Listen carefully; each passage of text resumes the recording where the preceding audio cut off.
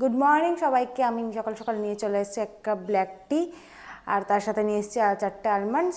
তো এটাই আজকে আমি খাবো এখন। আর তারপরে ওয়ার্কআউট করবো জমিয়ে একদম, কারণ দুদিন হলো ওয়ার্কআউট করা হয় না, তাই জন্য ওয়ার্কআউট করব। আর তারপরে তো যেমন রুটিন সেরকম। তো চলো।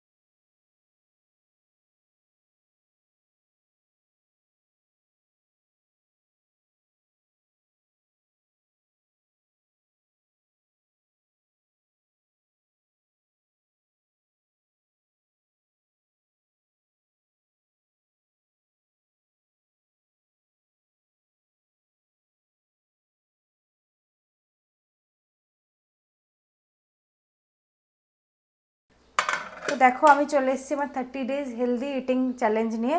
তো আজকে ভাবলাম ব্রেকফাস্টের মধ্যে কী বানাবো। তো দেখা যায় ছোলা সেদ্ধ করে রেখেছি। তো এই ছোলা সেদ্ধটাকে দিয়েই একটা জিনিস বানাবো। আর তার জন্য তো প্রথমে আগুন জ্বালিয়ে নিয়েছি, তারপরে কড়াই দিয়েছি। আর এই যে আছে, তার সাথে আছে কাঁচা বাদাম। তো এটাকে দিয়ে আজকে পুরো একটা ব্রেকফাস্ট রেসিপি বানাবো। তো আমি তোমাদেরকে বলেইছিলাম যে আমি মাঝে মধ্যেই একদম একটু একটু করে তোমাদেরকে দেখাবো কোনো হেলদি রেসিপি। তো এর মধ্যে সামান্য একটু তেল দেবো, খুবই কম, 1 চামচ মতো বলতে পারো। আর তার মধ্যে এবারে দিয়ে দেবো হচ্ছে বাদাম। তো বাদামটা যে যতটা পছন্দ করো অতটাই দেবে। আমি একটু বেশি পছন্দ করি, ওই জন্য একটু বেশিই দেবো। প্রথমে এটাকে ভালো করে ভাজতে হবে। আর এই দেখো, ছোলাটাকে জল ঝরিয়ে রেখে নিলাম। আর এই বাদামটাকে ভাজা হলেই ব্যাস তার মধ্যেই দিয়ে দেবো। কিন্তু এটা একটু হোক, ধোয়া ধোয়া হয়ে গেছে। আপনারা আমার আগের ভিডিওতে যেভাবে সাপোর্ট দেখিয়েছেন, এটাতেও কিন্তু এভাবেই সাপোর্ট দেখাতে হবে। আর হ্যাঁ, আর একটা কথা, আমার 100 সাবস্ক্রাইবার হয়ে গেছে, তার জন্য অনেক অনেক থ্যাংক ইউ সবাইকে। তা এবারে নেক্সট 30 ডেজে কিন্তু আমার আরও 100 চাই। বেশি হলেও অসুবিধা নেই, কিন্তু যেন কম না হয়। তো দেখতেই পাচ্ছি বাদামটা আর একটুখানি ভাজা হবে। আর এই যে এবার একটা লেবু কেটে নিচ্ছি, তা এটাও ব্যবহার হবে এর মধ্যে। দেখি বাদামটা মনে হচ্ছে একটু একটু ভাজা হয়ে গেছে। এবার আমি যে এর মধ্যে ঝালটা তো যার যেমন ইচ্ছা দিতে পারো। আমি যেহেতু লঙ্কাটা প্রথমে ভাজার সময় দিয়ে দিয়েছিলাম, তো ওই জন্য আমি আর লঙ্কাটা দিচ্ছি না এখন। আর এবারেই দিয়ে দেবো এই যে দেখো ছোলাটা এর মধ্যে।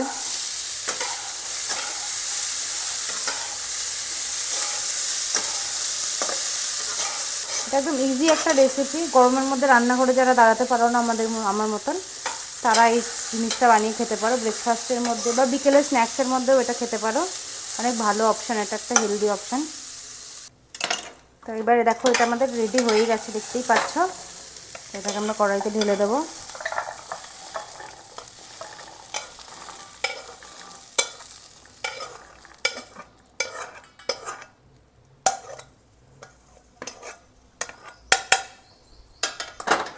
আর এর মধ্যে সব থেকে লাস্টে যেটা দেবো সেটা হচ্ছে, দেখো দেখতে পাচ্ছ, বিট নুন বলে এটাকে। তো এটাকে একটু গুঁড়ো গুঁড়ো করে নিয়েছি, তারপরে দিয়ে দিয়েছি। আর তার সাথে এই যে নিম্বু, যেটা দিলে কিন্তু দারুণ খেতে লাগে আমার এটা। তো এটা তোমরা সবাই একবার করে ট্রাই করে দেখতে পারো। আর যদি কারোর মনে হয় যে লেবু দেবো না বা বিট নুন দেবো না, অন্য কিছু দেবো এর জায়গায়, সেটাও দিয়ে দেখতে পারো, সেটাও ভাবে খেতে পারো। তো চলো, আমাদের রেডি হয়ে গেছে। এইভাবে একটুখানি দোকানের মতন বানিয়ে নিই, ব্যাস রেডি ছোলা বাদাম ভাজা, হেলদি। তো দেখো আজকে আমরা লাঞ্চের মধ্যে বানিয়েছি আলু সেদ্ধ ভাত, প্রেশারের মধ্যে দিয়ে এটা বানিয়েছি। এটা জানো তো আস্তে আস্তে আমার খুব ফেভারিট একটা হয়ে যাচ্ছে খাবার। মাঝে মধ্যেই আমি এটা বানিয়ে বানিয়ে খাই। তো পেঁয়াজ ছাড়াও তো এটা একদম ইনকমপ্লিট, তো ওই জন্য পেঁয়াজ তো আছে একটু বেশি করেই, তার সাথে একটা করে অমলেট আছে। ব্যাস এটাই আজকে আমাদের লাঞ্চ। ঘেমে চান করে গেছি শুধুমাত্র এই বেগুন ভর্তা আর রুটি বানাতে গিয়ে। বাপরে বাপ কী গরম, আমার হাল খারাপ হয়ে গেছে এই গরমের মধ্যে। যাই হোক, তো আমি একদম কম তেলের মধ্যেই বেগুন ভর্তাটা বানিয়েছি। তোমরা যদি এই রেসিপিটা চাও তাহলে আমাকে কমেন্টে জানাবে, আমি দিয়ে দেবো। আর এইভাবে আমার ভিডিও দেখতে থাকো। Thank you for watching my video, good night.